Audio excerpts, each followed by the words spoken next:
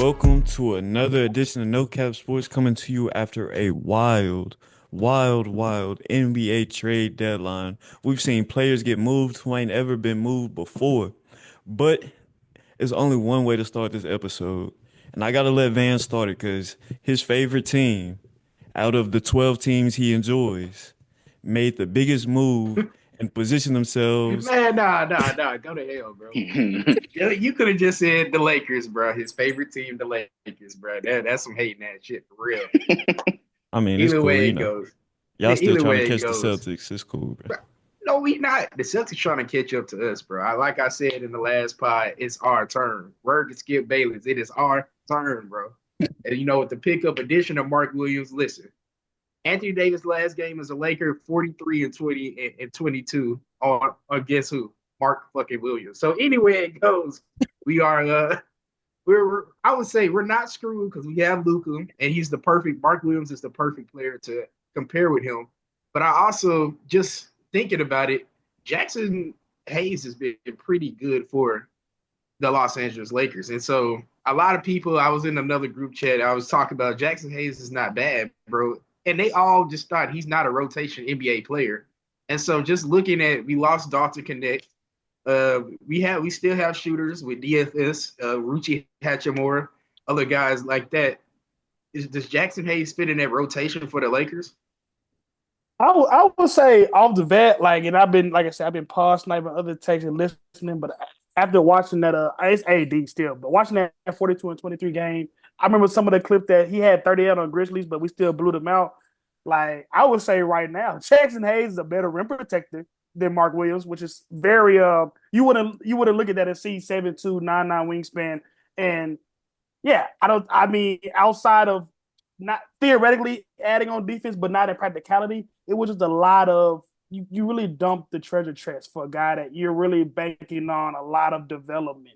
In the same way I kind of see like the Kuzma deal a little bit. So, first reaction, 11:30 at night is like, okay, Lakers set for sure. Like they got a big that really wasn't even supposed to be on the trade market when you're looking at whether it's a Rob or a Claxton and things like that. You got it seemed like it could be a move that could be short term serving and long term serving.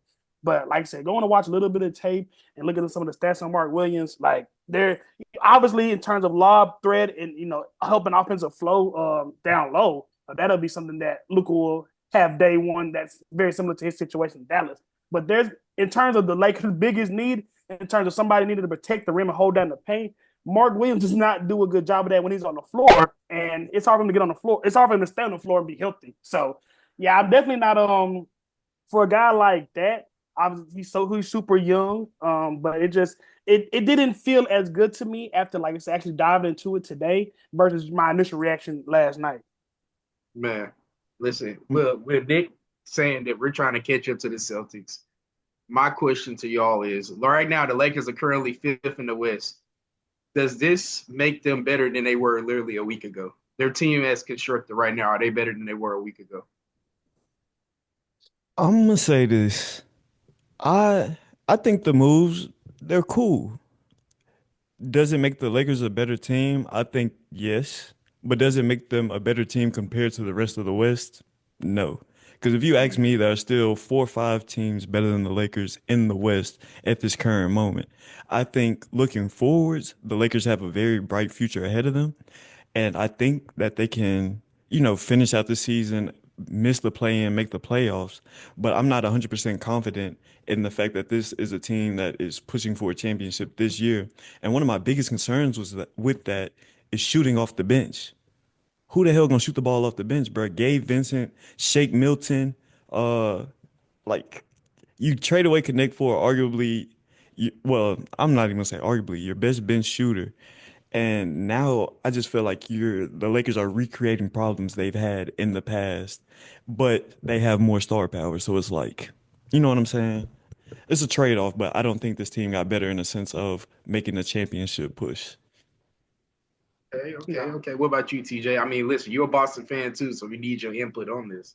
I said it last night. It just rubbed me the wrong way that you got rid of Connect just because kind of like how Nick's talking about like it's weird because sometimes he doesn't get any run, but then when you watch him play, you're like, why don't they give him 25, 30 minutes a night? Because he's got a green, like, he's not a scrub. Like, you have these rookies that you're kind of waiting for it to click, but like, you watch him, it's like he He can has fill it the up quick. experience. I'm saying like he's an God, older guy. He wasn't a one and done. Like he can fill it up. The other night he was acting a fool from the corner out in LA. He was going crazy. Like he can fill it up.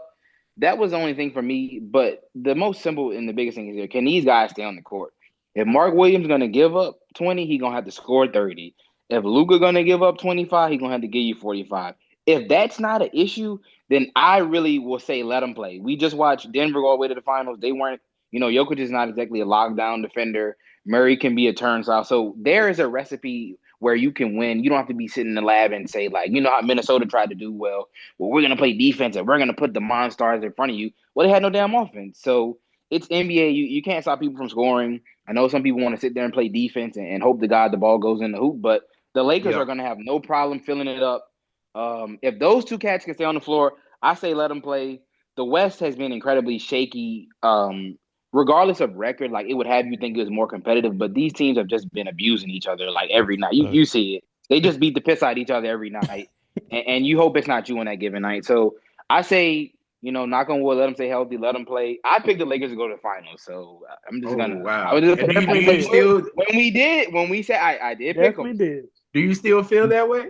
I mean, I feel better now because it's like, Oh, okay, you lost AD, yeah, but Luka isn't just falling out of the sky every day. So I think that was a good pickup by them. Granted, he can stay on the floor. Like there's no downside to that once he's on the floor. Obviously, the issue being him staying on said floor. But like Mark Williams can give you 40, and we just seen it. He might give up 20, but he'll get 40 and 20 right back. So if they're healthy, I'm not saying I would want to be in front of them, but I'm not a Laker fan, so. Well, I'm gonna say this though, like a lot of people talk about the Lakers defense, and I will say, out of all people, Udonis Haslam made a very good point when I was watching the ESPN show today.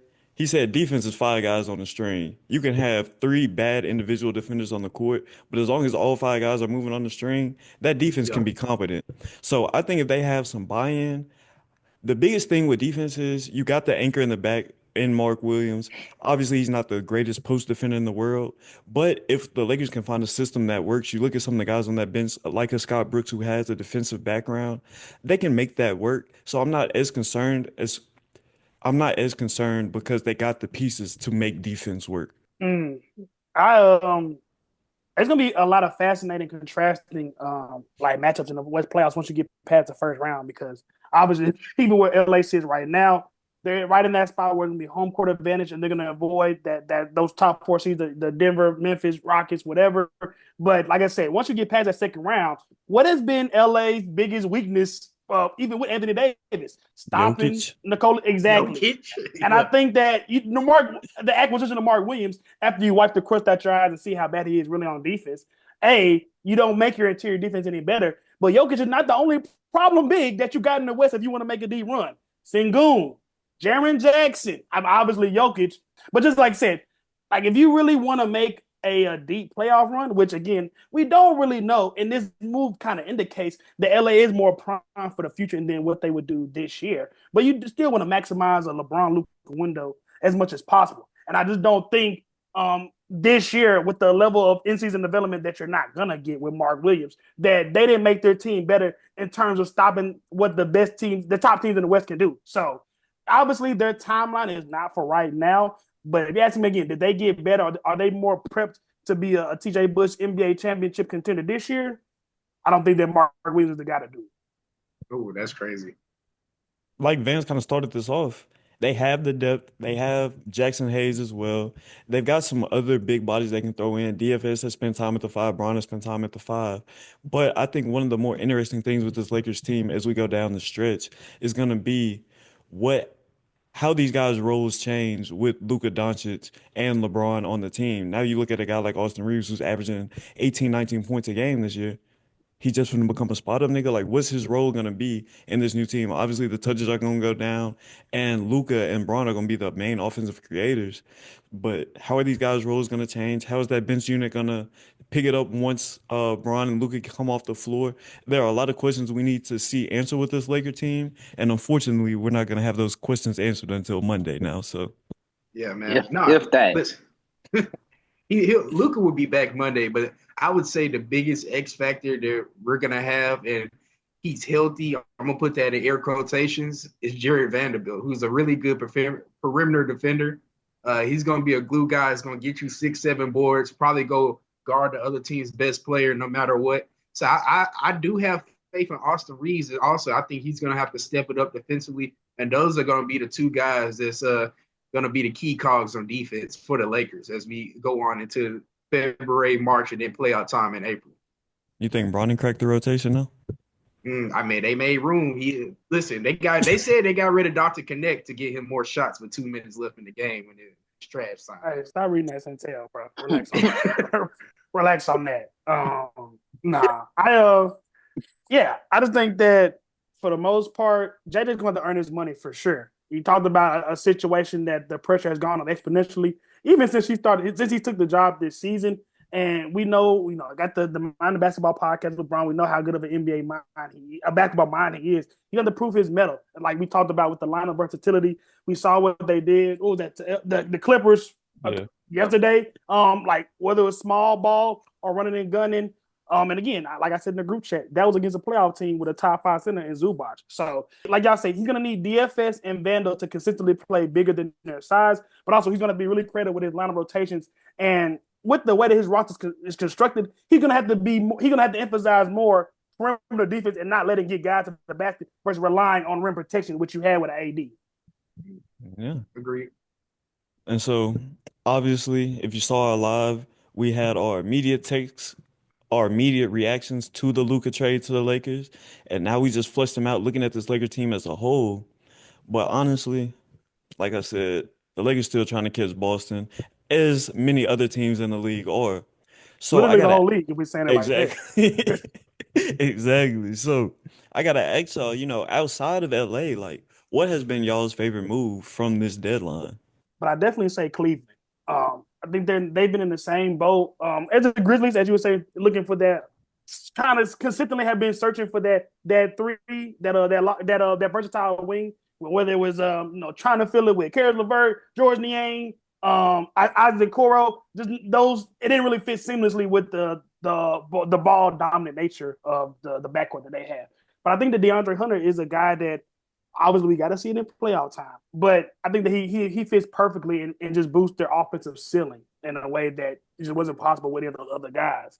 So I think, oh wow, I think that it's like I said, it's crazy to feel like a team that was at the top of the conference and has been the defending champs in their own court has had a lot of room to even go for the championship contender. But I think that for what they gave up, which again, Karis LeVert, good bench guy, Niang, whatever. I don't think that a guy that's been shooting this well in DeAndre Hunter just alleviates a lot of pressure in terms of shooting spacing around DG and Mitchell. But also, again, he's not the defender that he was at Virginia. But you have a lineup where you can consistently throw out 2 to 3 plus defenders with him, Mobley, and Jared Allen. So. I mean, that's a good move, and I like that move. But for me, honestly, my favorite move from this year's deadline, and please don't cook me for saying this, but it's kind of out of left field. I like BI to Toronto. Like that was one of Ooh. Okay.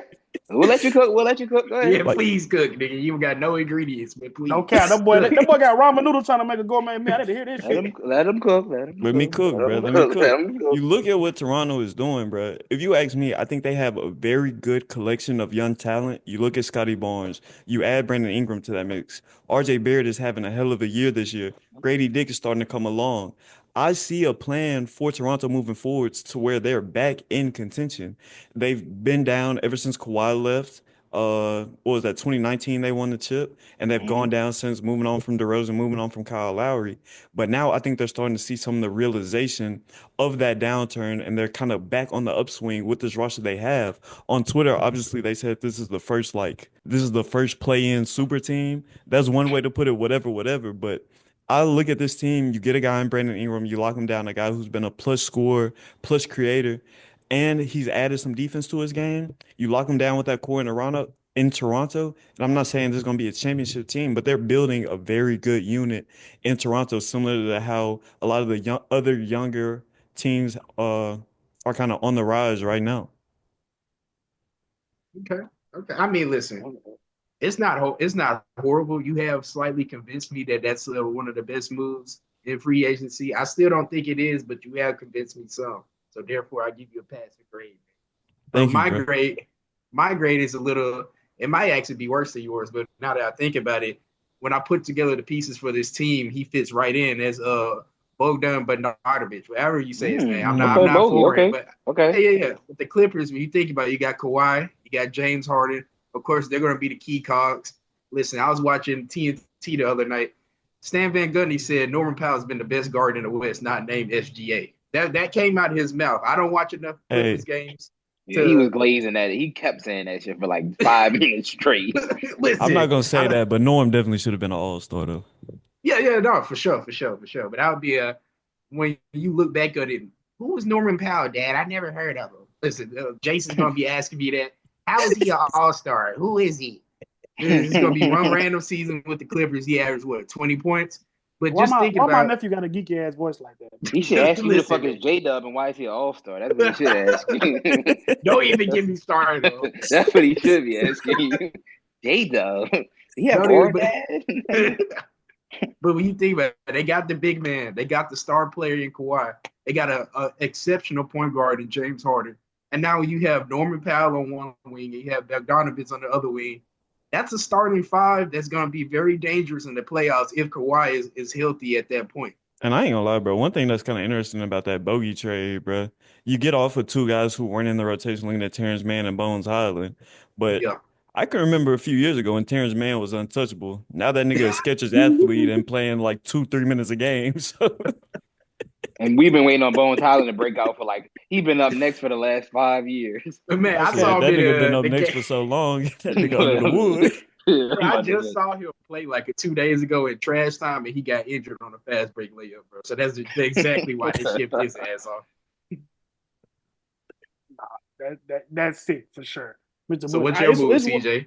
I'm about to say it's one big one out there that I want to see. It's a couple of um, big ones out there, honestly. did y'all watch San Antonio last night with Swiper? Yep. Hey.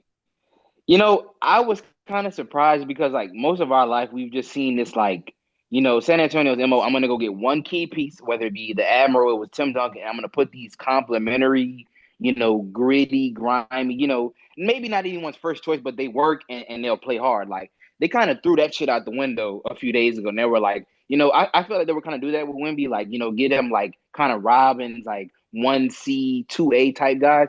They kind of said F that and they went and got a real heavy hitter. Whether or not you're crazy about De'Aaron Fox, he can fill it up. He is a certified bucket getter. Shot chucker, okay, whatever. But if you want a guy who can get you, he'll average 25, but you got a guy that can get you 30, 40. You got Wimby.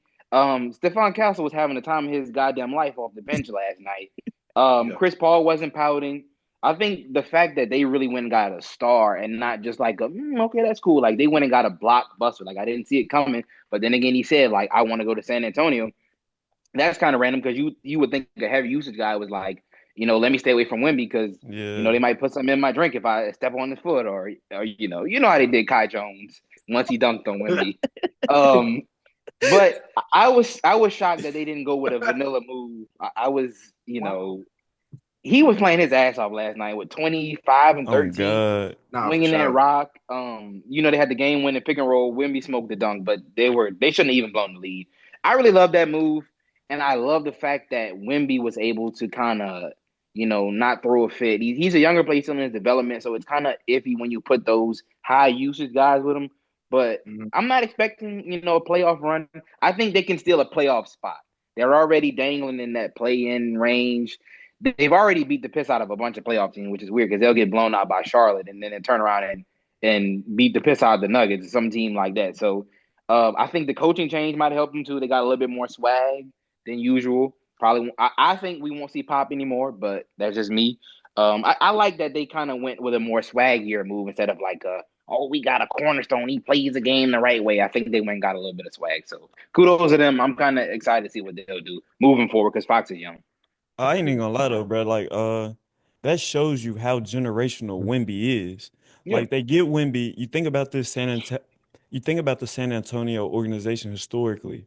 It's built through the drafts. It's built through, like you said, signing gritty guys, gritty glue guys in free agency, and building a team out that way. But now you got a guy in Wemby who you've tried to surround with the young talent. Obviously, most of the young talent was there before Wemby got there, looking at guys like Vassell and Brandon and fuck, what's his real name? Johnson, Keldon Yeah, Johnson, Keldon Yeah. Johnson. All of Trey those young guys Jones. that they've tried to build up and have them be part of the future. But with a guy like Wemby, that speeds up your timeline. So you gotta win now. You gotta capitalize on him, and you have to capitalize on him and try to be competitive every year that you can when you have a player that is that good. So bringing in D Fox shows that San Antonio knows, like we all know, Wemby is on the path to becoming the best player in the league. And pairing with a guy Mm. like Fox is a dynamic pick and roll game that I can't wait to see on a night to night basis. And to me, it's hilarious that they basically just said fuck Trey Young by having D Fox debut against Trey because think about how long we've been hearing Trey to the Spurs, Trey and Wemby, All them and jersey now it's edits D for the Fox. last few years. Yeah. And now it's D Fox, and D Fox made the crucial plays to help them win that game. And I'm like TJ said, I'm just as excited to see the pairing of Wemby and Fox, man. Cuz literally said, "Take me here. I want to go here," and they were like, "Okay, here you go." We haven't seen that in a while. Like a guy just say, "I want to go here." They made it happen. That was one of their cornerstones. They said, "You got it, bro. You got it, OG," and they let him go. I So mean, Nah, shit, that's insane. he ain't signed that extension this summer. They knew what was up. Rich Paul is his agent, bro. I was about to once say, they got rid of coach, once they got rid of his boy, he was like, "All right, y'all want to do Dave Fizdale Jr. like that? All right, gotcha." no, I mean, look what Jimmy Butler take notes. Look what happens when you're not a grown ass man throwing a complete meltdown and temper tantrum. You Right. can actually be a little bit more amenable to what the flexibility, getting some sort of value back. Also, just like I said, when you're a cornerstone like that, obviously the relationship with Sack and D Fox is a little deeper than what you had with Miami and Jimmy Butler, but Miami had more success. So I feel like a Jimmy, he kind of he puts his cards into sort of terms of giving up his leverage and just like I said, deciding to burn the whole thing down. Well, I do see a world to where if he could have handled it more diplomatically, that it could have been amenable for both sides in terms of him getting him to a desired location and also probably getting a little bit more than Wiggins in a little poo-poo platter. But that's just that. Nah, that's I think so you think the Heat lost that trade? lost the trade as in they maximized what they were going to get for Jimmy Butler at this current time. But in just in terms of like macro level value, of course you're not going to be able to say confidently that they got back a return, at least like I said, for the trade. But I think that the way that you can frame that the other way to frame that is with the current young development that they got on their roster, I think that that's the priority versus the value that you got back in the trade. You want to make sure that the development of the development of Hero, the development of Bam to get into East Dash, just whatever, you wanted to protect that. You didn't want to take anything that changes the timeline or could negatively affect that development, which bringing back Jimmy Butler probably would have, honestly. So I think that you get a guy in Wiggins that, like you said, Nick, can do, I would say 75, 80% of what Jimmy Butler can do at this point. You get a guy, I don't even know, Kyle Anderson's not headed there. But it just, like I said, I think the priority was not the return, was more so emphasizing the development of your young core going forward. So I think that from that front, they did a good job. But in terms of getting value back for a guy to let you to two finals, not so much. No. And one more thing I want to say on the D Fox thing before we pivot a little bit. Like I said, like y'all said, cornerstone, a guy that looks like you're in competition for the best pick and roll league, depending on how you feel about KD and Kyrie. The one thing that really stood out to me, when I saw the trade go down, because I was a big Steph Castle guy in college, I'm like, damn, Steph Castle, he finna have to either turn into a Ben Thompson or just like it's gonna be over with for him in terms of being like a lead guard.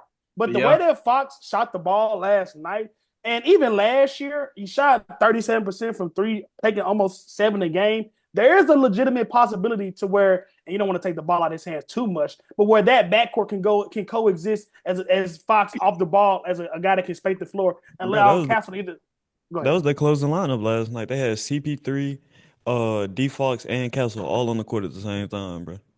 It worked way Hmm. better than I thought it would, Now, you especially did with say CP something. because he's like he'll throw a fit and sit in the corner, but it worked way better than I thought it would.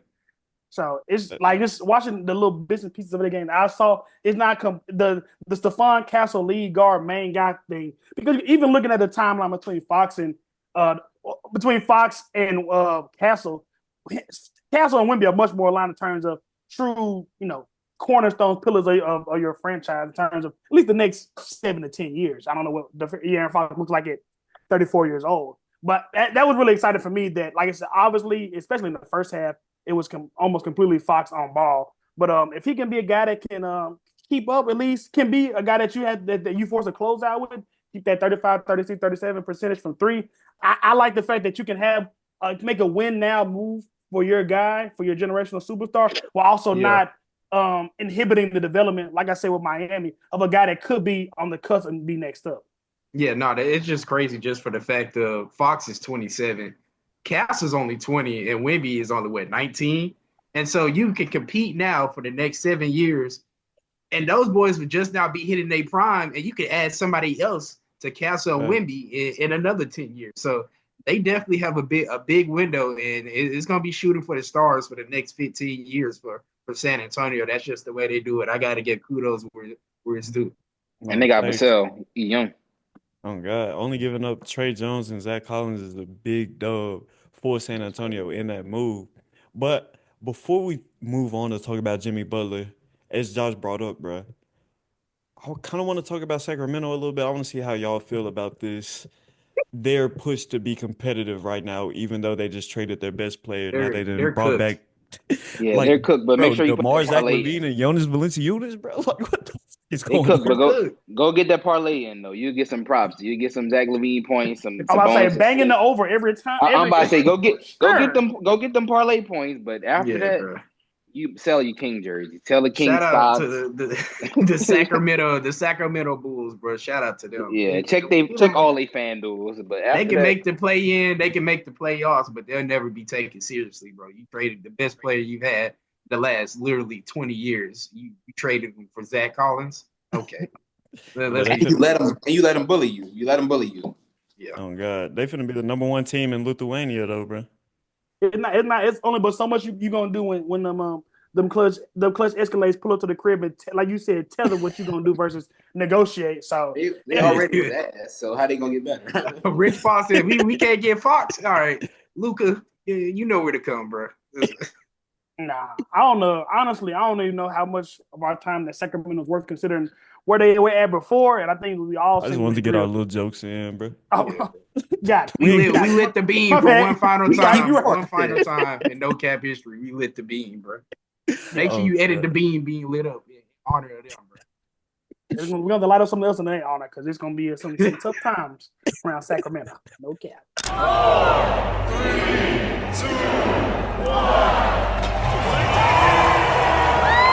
I'm surprised they didn't throw Lonzo on that shit. But man, we said Bruh, like some parsley. I'm surprised that nigga. I definitely thought Ball was on the move instead. He get a 2-year deal. Crazy what one of his songs do for you, huh? Or the Giddler. Hey, PD. change that broke nigga life, huh?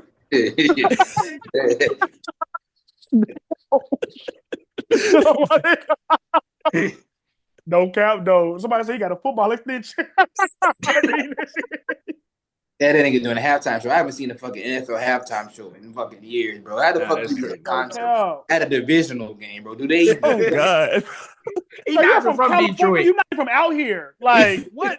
No I couldn't Detroit tell with them Thunder Nah. though.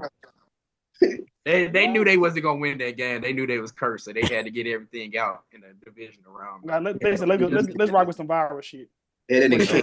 sitting in the suites like a bum, bro. That nigga sitting in the middle of the crowd.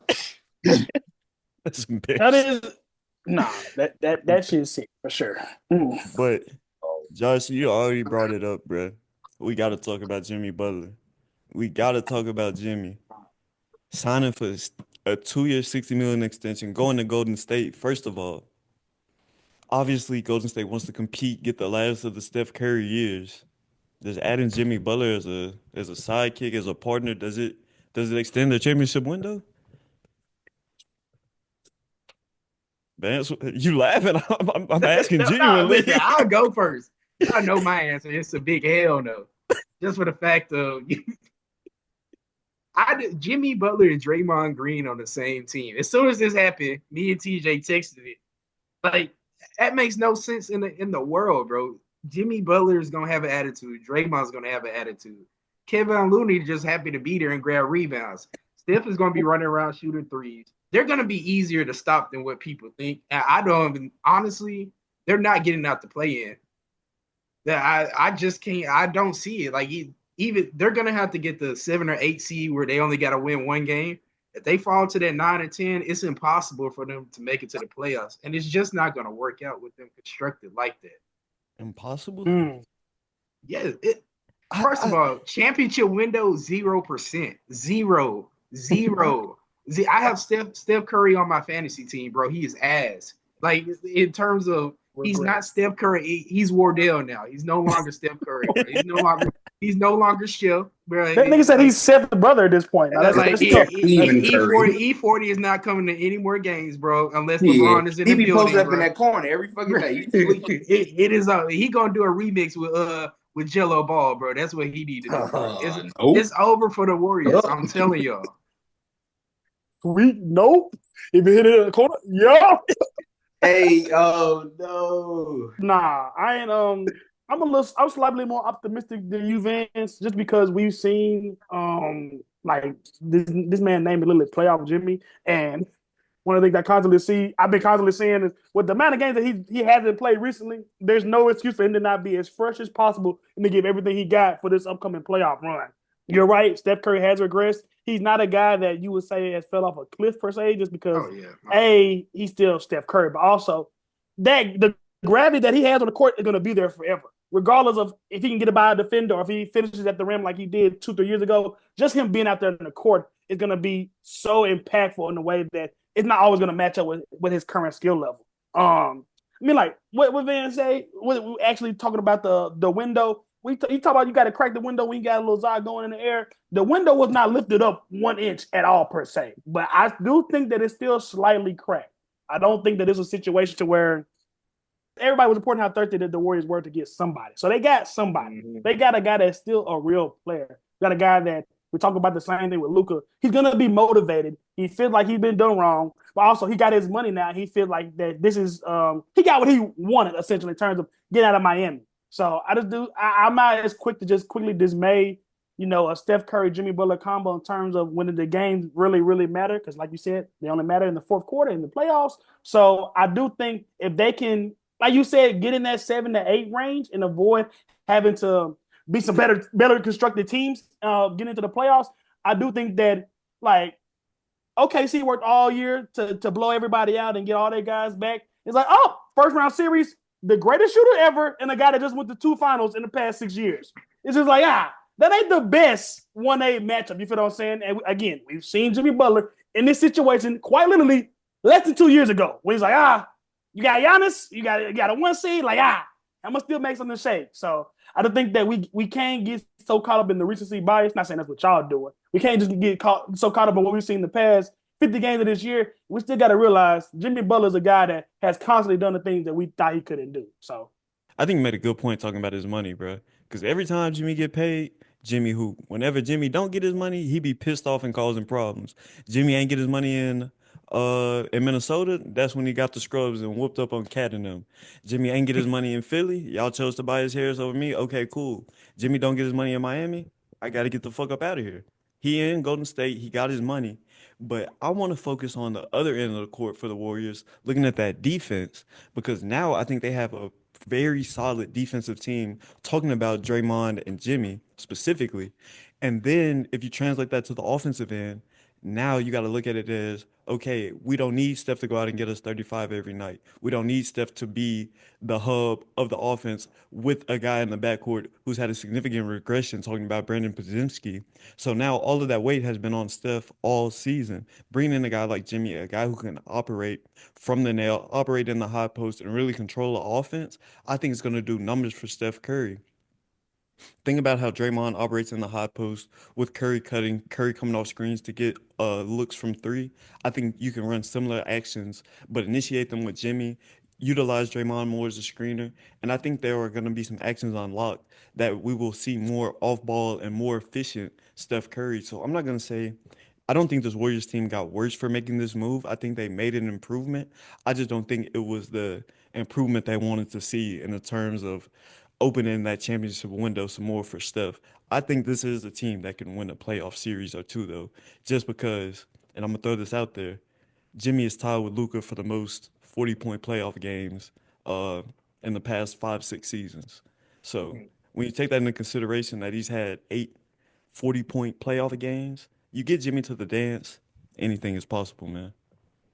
And like I said, I always say, in the playoffs, when you playing the same team over and over again, especially a 6-game, 7-game series, what do they come down to? Can my guy do something that can't be schemed against? And you got, again, Golden State has two players that we know for sure when Steph gets rolling. And like you said, Nick, when Jimmy gets to that pinch post, that 15 to 18-foot area, he starts knocking down those fadeaways. He starts pump faking and getting guys off balance. There's not a lot of schematics that you're going to be able to throw at guys that have seen this much playoff experience and know how to get to their spots this well. So they're like I said, it's a situation real similar to the Lakers with a worse team, but the depth in the construction of the team, man, not even man. Trash. Yeah, trash. Also, call it what it is. but again, when you got those two top guys that gonna strike fear in any team's heart in the playoffs, at the very least, you got to give them a puncher's chance. Oh God, bro, Jimmy Butler made Drew Holiday expendable, bro, just because of how he dogged him in the playoffs, and now he one of the Celtics' best I players. ain't gonna say what it Our did to championship. y'all, the little leprechauns. No, we'll Hey, keep it cordial. chill. I wasn't even gonna speak on that. Man, my son turned his Insert ankle, timeout. bro. He turned his ankle. We would have won the game. Come on. Okay. Nah, bro. facts. He turned his ankle. Nick, you know that clip where the dog got the watermelon and the owner is trying to grab it and the dog do it? We need to edit that over this. We talk about Draymond and Jimmy. That's the first thing came to my mind. That fucking watermelon. That's gonna be that basketball. I haven't got my dribble hand off, Jimmy. Nah, you ain't lying. We only got 2 seconds left on the shot clock. Steph. Nah, you're not lying. Hold that ball.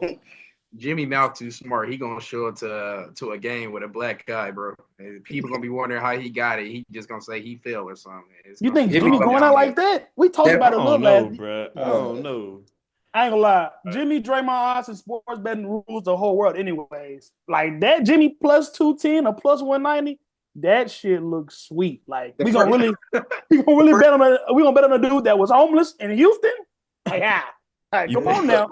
The You first time they parlaying that tried with Ocho Cinco? Nah, Ultra Single like plus 4,000, plus 4 million. I seen that clip. I'm like, oh yeah.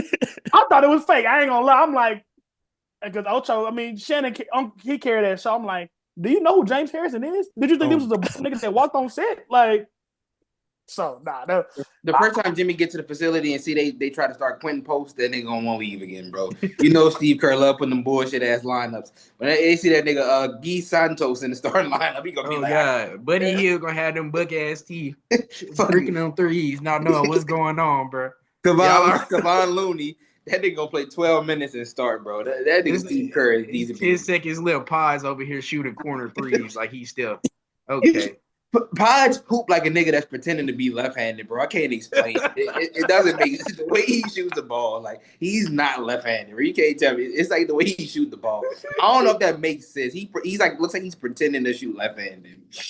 I see the vision, twin. I see the vision for sure. Not to rain on y'all's parade. Am I looking at a classic Klay Thompson game going on right now?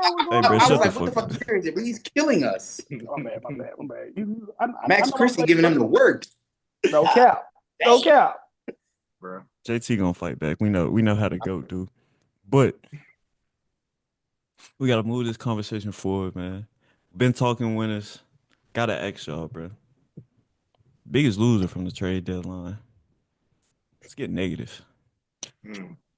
You know what, Nick, you go first, bro. Because at this Huh. point, Y'all don't want me to go first. Yes, I no, we promise do. y'all. you. I'm trying to get the. Cause I'm trying look, to Nah, get that D that's Wade hey, gonna look, lob take and the slam bulk. it down like Braun. hey, That's Let's look, gonna go. be the bro. bulk of the I got a conversation. Grizzly themed belt for Zach climbing ass, bro. Cause he need this shit, Oh bro. Like no. y'all, y'all don't understand, bro. Like everybody in the world, even Kendrick fucking Perkins knows what this Memphis team needs to be a true contender. Talking about a championship, we need a 3-and-D wing, a guy who can shoot, a guy who can defend, and instead we trade some of our best tradable assets. Looking at Marcus Smart's contract, looking at Jake LaRavia, a young guy who's been in our rotation, made several winning plays throughout the season, and we shipped them off for fucking Marvin Bagley and Johnny Davis. Johnny Davis, the nigga who's shooting 27% from three. Johnny Davis, the nigga who couldn't score 15 at Wisconsin. Like, come Johnny on, bro. Davis that was Like, struggling to get on the court in summer league. that's And what I'm fuck my saying, parlay bro. up. Like all of these players are available, and this is what we end up with. Like, now what are we gonna do, bro? Like, obviously, this clears up room to sign Jaren Jackson in the summer, but how are we gonna make this team better? How are we gonna add the pieces that we need without the money, without the Marcus Smart money, without the young talent? Because now all we got is our core guys. Like, I just don't see the plan, bro. I just don't No, get I it. gotta push. I gotta push back on it personally because I still think this team is available to compete, still make that push for the finals to win the Larry O'Brien, bro. Because listen, I know we're starting two rookies. These two rookies are not that bad. Jalen Wills and Zach Edey, they're pretty damn good if you ask me. And in terms of having these wings, these 3-and-D wings, you still got Vince, you still got Luke Kennard. Listen, you get the three, you don't get the D, but you still got GG Jackson. Pause. Anyways, the way I see it, Jalen Wills, GG Jackson, Vince Williams, those guys are definitely going to be serviceable. As you guys have seen in the last two games, we've had John Morant, and they inserted the pick and roll with Zach Edey. Like Josh, you said, a competition for best pick and roll with Wemby and D Fox. I think John Morant and Zach Edey is going to be right there with them Well, we in got to terms of actually just, run it first, but go off, Twin. we ran it the last two games, and we The what last two won games, how by. many games were after this? My bad. Listen, bro, Taylor Jenkins is gonna keep implementing, and then, like you said, with the rotations, they're gonna get cut down.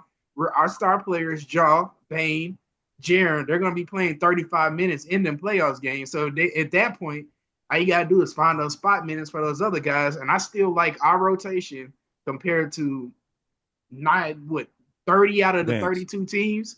Like Vance, I said, we're fine in the West, bro. We're fine in the West. let me push back, No, bro. we're Like, think about it, bro. We get on Taylor Jenkins' ass every fucking year because of his rotations, of the guys he plays. I was talking to Molly today. She said all our front office did was take Taylor Jenkins' toys away, so he has to play our guys. Yeah, Like, how does that and help it's us? gonna work. How does that help us, He Vance? has no choice. We've seen this team, we've seen the same constructed team go to the playoffs year after year after year We're and not gonna get the sink or success swim, we my need. nigga. We're gonna sink hand me the or switch after swim. this fool. We're Hand me go the switch after you. we're going to swim, bro. We they've given us no choice. Climate gave him no choice. If we don't get to the Western Conference Finals, Jenkins is getting fired. Period. Point blank, bro. And so I think we have the team to make this happen. But why fire Jenkins without giving him the necessary ammo that everybody knows we need? But Josh, I know He you got something to has say, it. so I'm gonna let you speak, Josh. Thank you, I Twin. still got the belt though. No, I got you. For like I said, this is your walk down. I'm just an accomplice. You feel what I'm saying? I think that I had a lot of thoughts. Like I was at work, almost missing my deadlines trying to watch some of this shit. I just think that this is an indictment on the level of passivity and lack of trust that Zach Hyman has in his group and his own ability, honestly, in terms of a deal maker. Like you said, Nick, the whole entire league knew not only us, but what the top of the West needed. And OKC, with their treasure chest, with them being the best team in the league right now, they weren't going to be a team that you thought was going to make a move. With Houston in the with the development of a man, that was also a team that progressed in a way that you was like, no, let's hold on to what we got right now. We were the top to contender in the West that had a clear need to be filled. Like you said, a wing that can knock down shots and defend. And we gave up what? A proven playoff defender and the developmental wing. So No, I can't let you do that. No. What? Not Marcus Smart, no. Because I've seen Nick shit on this man for literally the past 5 years. Yeah. Well, I've known Nick since 2018. So Yeah. I lied 7 years. Let's make it 7 years. I've seen him on Marcus Smart for 7 years. He hates him. Hey, what Nicky don't make me shit. I love you, but again, what have we seen Marcus Smart do in the playoffs? What Vince Williams can't do. Has Vince Williams done it in the playoff series yet? Are we sure No.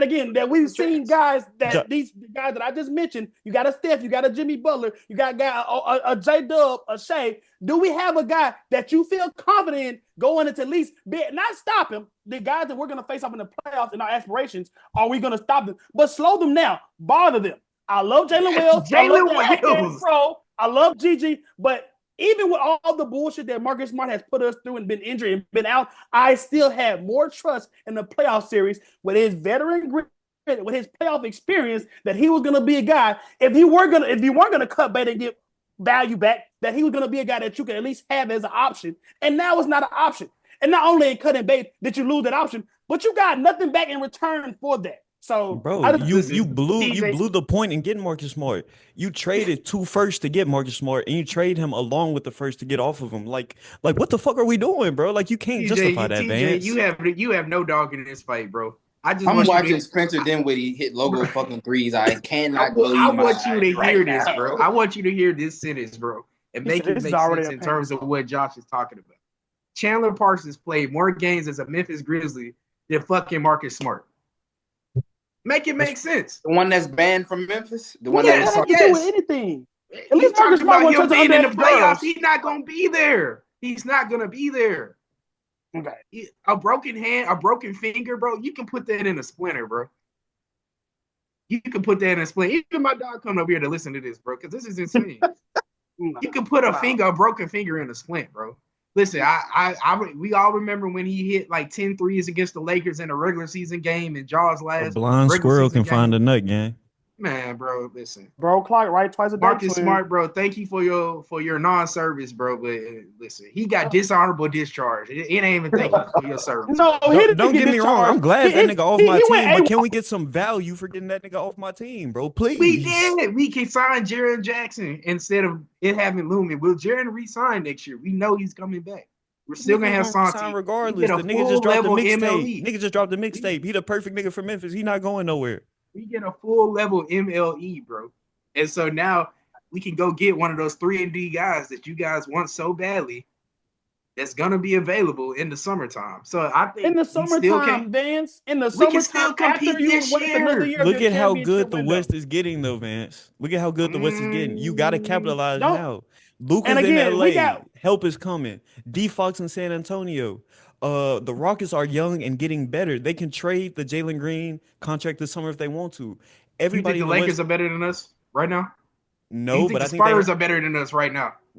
That's my point. They're not better than us right now. So while we're better, we need to take our advantage of being better and push to go to the championship right now instead of waiting for the Lakers to bring in reinforcements, guys who want to play with Luka, waiting for D-Fox and Wemby to get better and better, waiting for OKC to maybe consolidate, add another star there.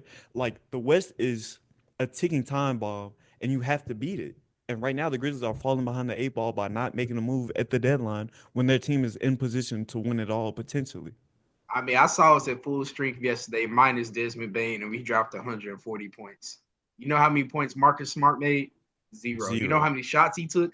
6. So, like, if you just take Marcus Smart away, you could have put fucking Jay Huff in the game, and it would have been better production at that point. But so listen, point, bro. That's our most. He was our most tradable contract. If we want to get any value back in the trade, Marcus Smart had to be in it. We traded our most valuable contract for nothing. We tried. We almost got KD. KD said no. So at that bro, come on, bro. He said every nigga is calling KD with 10 minutes left at the deadline because they done heard some noise. Just because we called at 10 minutes doesn't mean we honestly went and tried to get KD. You feel me? Like we was desperate, bro. We was thirsty at the club, bro. We was thirsty at the club, and KD saw that and said, "Hell no." Yeah. I mean, man, you know how much I respect your ball knowledge and all that, but there's no possible way that you're going to convince me that what Zach Kleiman did was in the best interest and any level of improvement to this roster. There's no way that around it. There's no way that I see that. And I think that, again, whether it's you're restricting Jenkins and only forcing him to play guys that, add value on the court, I think that this is a bigger indictment on him, whether if his lack of deal making ability at the deadline, or passivity, or lack of trust in terms of his roster, what he can go get. I think this is a bigger indictment on him and in terms of anything that happens on the floor. So it sucks that a guy that's not putting on his uniform or not in that locker room to seem to have been the biggest detriment to the team this year. But from what I've seen from Zach Kleiman, that seems to be the case. Man, I think he's just playing the hand he's been dealt, bro. If he wasn't in the let me ask you something, He Vance. literally the dealer of the hand. Let me ask you He something, literally Vance. the dealer. Vance, what's the best deal Zach Kleiman has made, free agency, trade-wise? Listen, I can tell you the best deals he's tried to make. If we were not in Memphis and we were in Las Vegas, if we were the Las Vegas Grizzlies, by now Jimmy Butler would have been a Grizzly. Kevin Durant would have been a Grizzly. All these names that we've been trying to trade for, and it just hasn't worked out. They would have approved that trade. I'm telling you, flat out. Now, the best deal he's made, I can't even tell you. I'm gonna be 100% honest. I don't know, man. Because So he ain't made shit except for getting I mean, niggas off he's bad trying. teams. He's trying. He's drafted well. He's He playing has. the hand he's been dealt. Listen, if Jenkins can figure it out, bro, play his guys 35 to 40 minutes each game in the playoffs, bro, I have full confidence in this team. Okay, bro. I'm willing to see it, but like I said, I'm tired of buying a ticket to go to the same movie every year with this Grizzly team, bro. Okay. Like it's time for a move.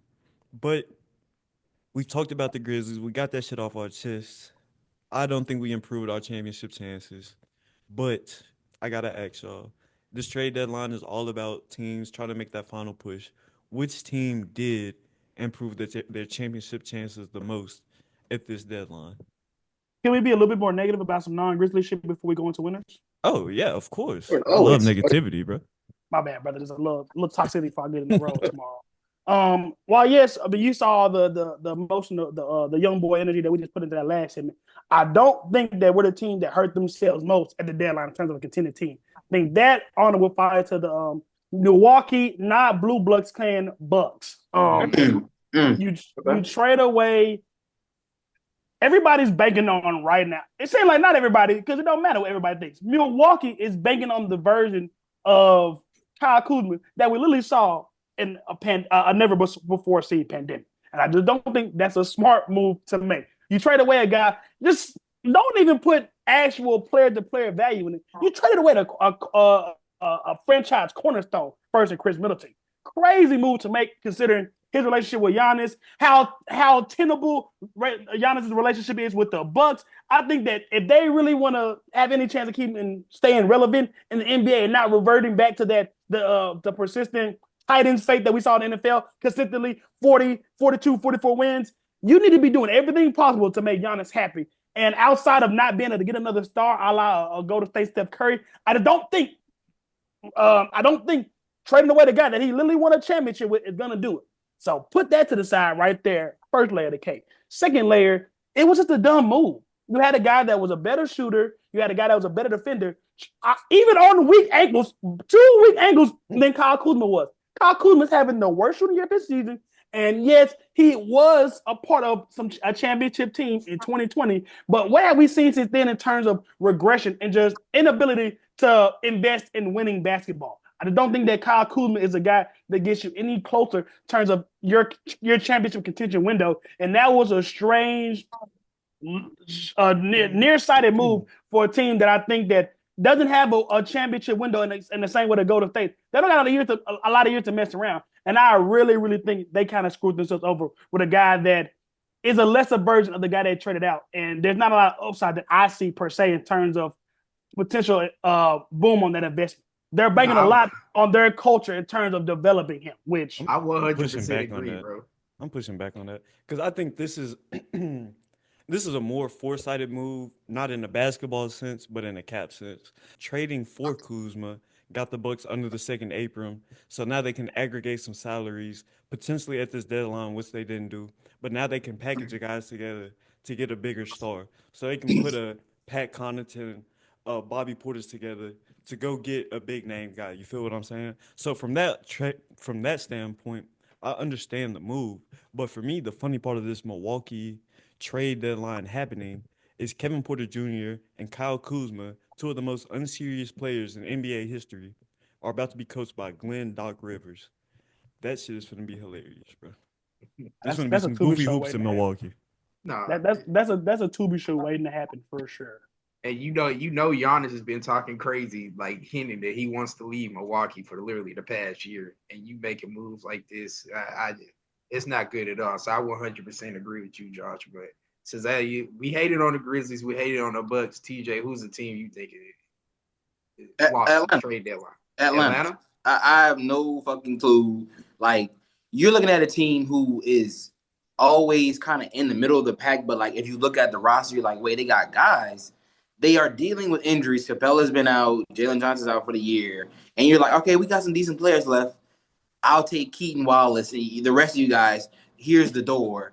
DeAndre Hunter is probably their best player, not named Trae Young. Even when guys are healthy, like I know Jalen Johnson is a future, but like he struggles a lot of times with shooting the basketball. As I like to call him, Dundre Hunter is probably their best player, not named Trae Young. Bogey too, he can fill it up. He can shoot it from long range. That's just weird. Like you have all these like proxy guys. You got Barlow. You got whoever the hell else they have. I can't even name them.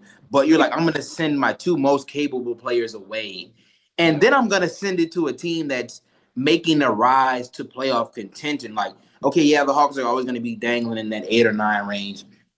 One thing I respect about Atlanta is that they know who they are. They know we ain't making a playoff series on our own. We're gonna need some help. We're gonna need to get in the playoff, and we might scare a team. You know, a few years ago, they kind of gave us a little bit more than we wanted to handle. Trae Young hit that game winner, and I'm like, oh shit. Hopefully we don't lose. But like, this is kind of like we're dealing with injuries. What the hell are we doing?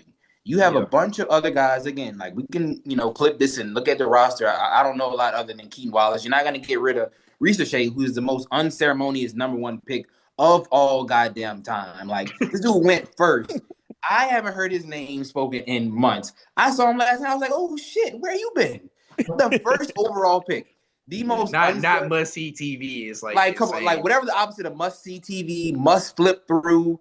That was the first time I seen. That's probably the first time Atlanta got a national TV game that wasn't a play-in game. If you really sit and think about it, like every game that they play is a goddamn play-in game. I couldn't tell you. They're trading these guys to who they send Bogey to the Clippers.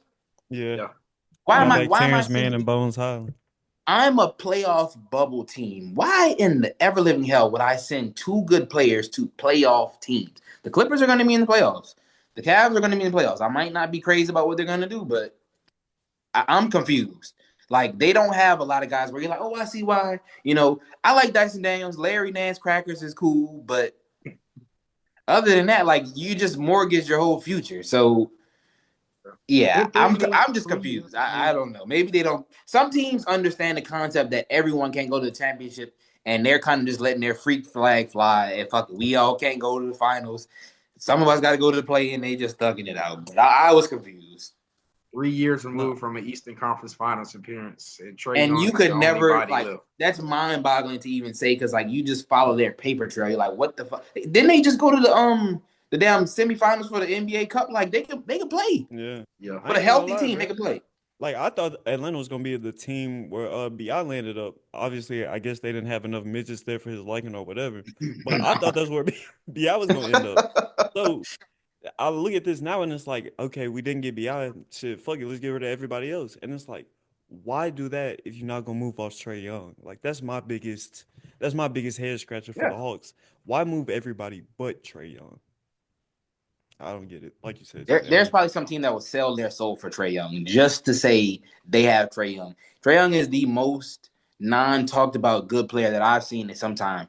Imagine you have a guy on your team that is basically a lock to hit a game winner. He's gonna take that hoe, and he hit that shit last night until Wemby bounced back.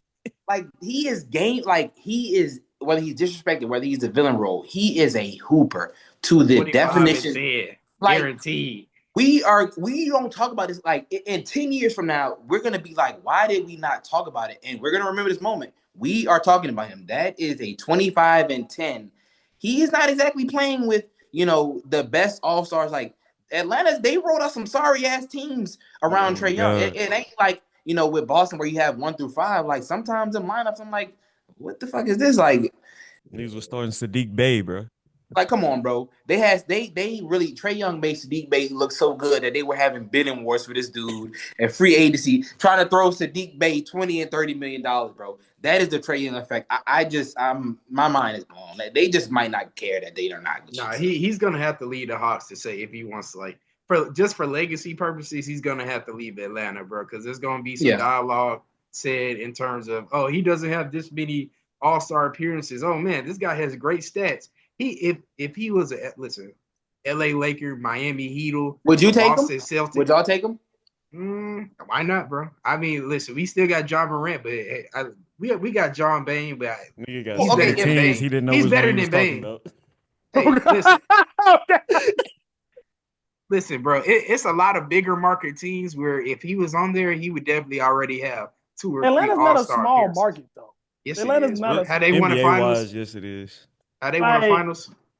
How they like been I to mean a you talking about finals? nah, I don't think so. No. I'm sure Dominique went to Even I'm eight. talking about Dallas, He had to have.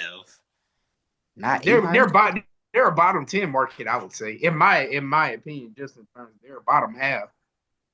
So All you just got to if Well, do is if Boosie he look was at at a that. State bigger Farm market Arena team, compared to Mercedes Benz, bro. Tell yeah, you how Atlanta feel about the Hawks. yeah. Don't tell Boosie that. You can't tell that nigga he ain't from Atlanta. nah. I'll use it to pivot a little bit. Like so we did flesh out the negativity of our system. I think one big one that I see is that damn second apron. The amount of moves that we saw constructed around getting under the second apron, ensuring cap flexibility, being definitely afraid of having that. I think it's what like $5 for $1 tech that you get for like and like you said, Nick, not being able to aggregate contracts and that not just the level of trade and flexibility restriction that teams get going to their second apron. I Yeah. think that a lot of people just saw the TV money come in and it was like, it's going to be a free for all. The cap is going to be real, whatever. But that second apron is really locking down folks and it's causing a lot of league wide stress in terms of getting under it, making sure that we maintain flexibility, but Yeah. just not getting in a situation to where we're a bad team and we have absolutely no flexibility. So, well, a lot of the moves that I saw this over the trade deadline for, like I said, guys getting sold 60 cents on the dollar, 50 cents on the dollar, 40 cents on the dollar. I think that the second apron was a big one in terms of like, hey, we know we got all this TV money, but y'all just not finna this ain't baseball. Y'all not finna just spending willy-nilly in the name of new TV deal. Yeah, Marcus Smart would still be a Grizzly. I honestly believe that Luka Doncic would still be a Maverick. I think that's the true Facts. reason why he got traded, bro. You don't want to Exactly. pay somebody $350 million. That's insane just to put a ball in the hoop. You're not lying, bro, but I feel like we kind of come to that point to where we got the negativity out. The big winner of the trade deadline is obviously who hooked their championship chances the most. So, gotta ask y'all, which team from this deadline? Which team did it? Which team won the deadline by improving their chances? I mean, Josh and TJ kind of hinted at it, and I said it in the text message, but then TJ started hating and said it's something wrong with his phone, it's tweaking. But I think the Cleveland Cavaliers getting DeAndre Hunter, that's really swinging at the fences, bro. That's swinging at the fence. That gives them a chance to like. We already said they're one of the deepest teams in terms of just talent wise and depth. But putting DeAndre Hunter, their lineup is going to be pretty good. I don't really see a weakness in their lineup, and they're going to be right there at the finish line when it comes to making the finals. Hey, That's listen, cool, bro. y'all don't got to They give me still the got to Boston see choice, Boston. And honestly, bro, like DeAndre Hunter, cool, bro. But my big thing with DeAndre Hunter is availability.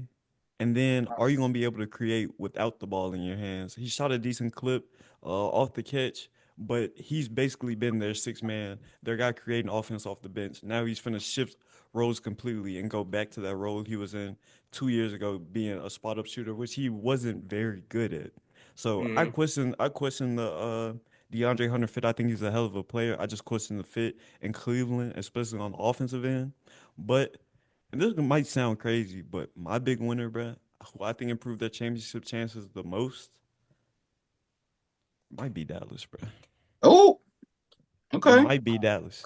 And the reason I say it, we talked about a little bit about it in the Luka reaction. I think you add the defense, and then they made the auxiliary moves to bring in Caleb Martin as well. We know Caleb Martin's the Celtics' top op, so I think that alone can help fuel them back to the finals. You look at this Kyrie 82 man, I mean, look at the Kyrie and Clay performance going on right now. Like this is still a very good team. Obviously, AD isn't Luka, but this is a team that can still make some noise. We haven't seen AD yet, but this team is still winning games without him. So I kind of like the Mavs move has grown on me, not future wise, but for right now, I think they did become a better team. Feel it. I feel it. Hey, listen, I said they might be better off as well in the last spot, so I'm not gonna hate them. I'm not mad at it. Okay. Is it all boys? Do we do this thing? That's what I was gonna say. Y'all got anything else y'all want to get off of y'all's chest? Want to talk about Daniel Tice? Want to talk about?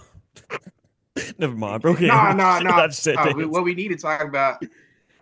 Y'all was dick riding Jaden Springer so hard. Oh, here we go. Ooh, I'm about to say Here we the go. New England crew. Y'all got that. We love Jaden Springer. He's the best defender in the league. Bro, he got us to the second round. That literally. Hey, I got the Bro, You finished? Springer won player of the game, scoring 6 points, bro. Go off. Okay, bro. Okay, let me push back on something, man. As you talking about Cleveland and Boston, they got to worry about the Pacers first, bro. I promise you, it's a team that we're not talking about, and that's gonna get Cleveland round one, and it's gonna be the same shit that it is every year. Cleveland got their ass bust by New York a few years ago. They went to hell and back just to beat one-legged Paolo on the Magic last year. God. I promise you, they probably have a better chance of beating running with Boston if they even get there than one of them. I promise you, one of them hungry ass first round teams, Milwaukee, the Pacers. Who's another team in the East? Maybe if Orlando gets healthy. Yeah. I'm sorry. Yeah, the Knicks. If they see the Knicks, they're not making it out of. They're not. Oh God. And they're gonna be the 1 seed, so they're gonna play a play-in team. But that second round, I can understand if they lost the series. Okay, I don't have faith in playoff Ty Jerome, bro. If they get if Philly sneaks in the play-in, they're gonna lose. They're going to beat Cleveland. If they get in the play-in, Paul, you've seen the tweets, the hashtags for Paul George, bro, and it is gonna be the same shit for Donovan Mitchell. When Donovan Mitchell 0 for 18 in the first half and he don't stop shooting, it's gonna be hashtag Coco Jones, bro. I'm trying to tell you. That's all you're gonna see, bro. If the 76ers make the play-in and they get a playoff spot, they're going to beat whoever they play. With a fully healthy team, they're going to win. They're going to beat them. They're going to beat Cleveland, and everybody's gonna be pissed and be like, "What the fuck happened? I thought Philly was shitty," and then we're gonna be like, "Damn, Cleveland had the 1 seed all year," and we're all gonna be with this puzzled look on our face, like, "Damn, is it time to trade Donovan Mitchell to the Lakers?" You saying all of this, bro? I can't wait for all of this to happen to the Celtics and not the Cavs, bro. The Celtics is the only thing getting in the Celtics. I'm not worried about no damn Cleveland. Crazy 300 looked like the Phantom to the Phantom. We just seen it the other night. I'm watching Clay Thompson look like it's 2015 and not. Come on, bro. We not worried about them. This a fake game. This a fake. Okay. They got plot armor. They just made a trade for AD. This a fake game, bro. Oh God, bro. We ready for All-Star break, bro. This is fake, bro. They need to win this game. If they don't win, they're gonna be the play-in. There's no reason Al Horford got longevity like Chris Paul and LeBron James, bro. That shit got to run out eventually, bro. Why are you hating, fool? Nah, bro. I'm not hating. This is just the truth. Why are you doing James Springer there, bro? He's him. That young dude. All right, and with that being said, Nick, close us out, bro. No, we ended the episode on Jaden Springer. No, crazy. Okay, bro. So, guys, make sure y'all like, comment, subscribe. That's all trade reactions. Obviously, we got some ill feelings about the Grizzlies. Vance Lakers might do something, who knows? But regardless, stay locked in with us, man. And we out of here, bro. Wait, Vance, what answer did somebody steal? I just seen that shit.